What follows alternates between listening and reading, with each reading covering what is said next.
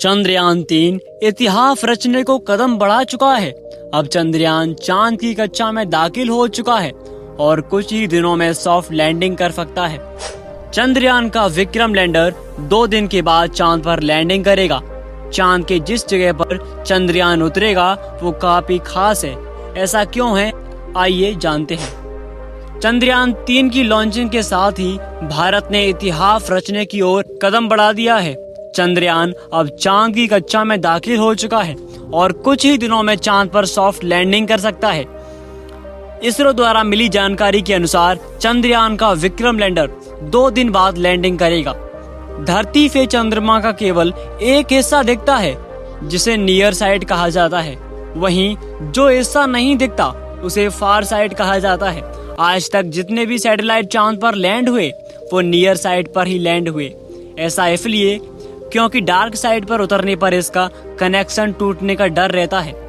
अब अगर भारत का चंद्रयान दक्षिणी ध्रुव यानी डार्क साइड पर सफल लैंडिंग करता है तो भारत इतिहास रच देगा।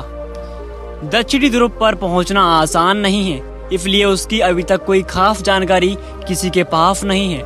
माना जाता है कि इस साइड पर चांद की सबसे पुरानी और मोटी परत है जो गड्ढों से भरी है।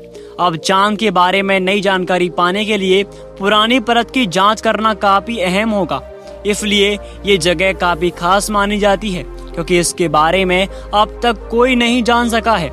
इसी के साथ चांद का ये हिस्सा पृथ्वी के दक्षिणी ध्रुव को ठंडा इसलिए कहा जाता है क्योंकि इस पर सूर्य की किरणें तिरछी पड़ती हैं और ये छाया में रहता है।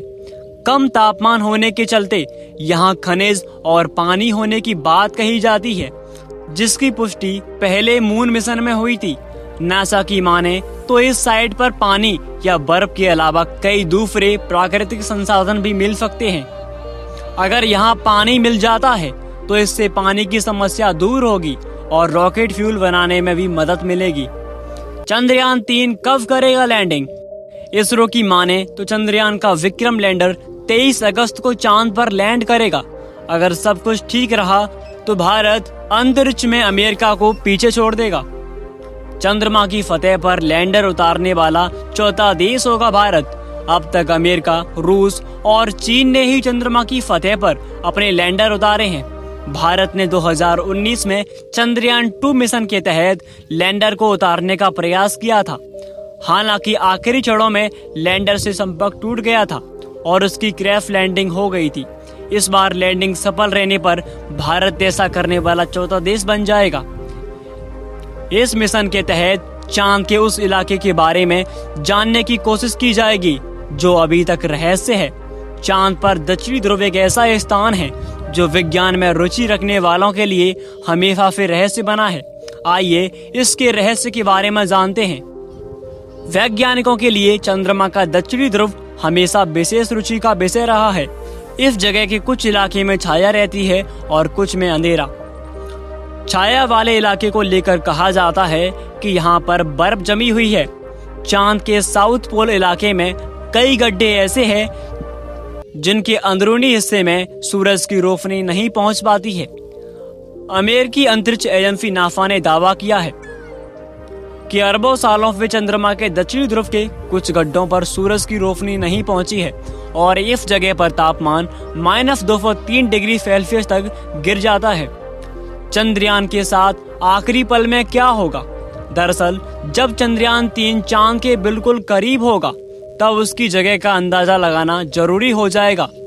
इसके बाद भी इसरो में बैठे वैज्ञानिक अपनी प्रक्रिया शुरू करेंगे और विक्रम रोवर लैंड होगा। एक बार अगर विक्रम की सॉफ्ट लैंडिंग हो जाती है उसके बाद प्रज्ञान रोवर धीरे धीरे चांद पर उतारा जाएगा।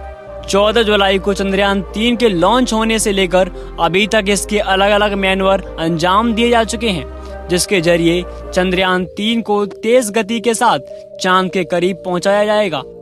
चंद्रयान-3 इसरो के पिछले मिशन चंद्रयान-2 का ही अगला हिस्सा है। पिछला मिशन लैंडिंग के वक्त फेल हो गया था। ऐसे में इसरो ने दोबारा इसे भरपूर तैयारियों के साथ लॉन्च किया है। चंद्रयान-3 का मुख्य मिशन चांद पर रोवर की सॉफ्ट लैंडिंग करवाना है।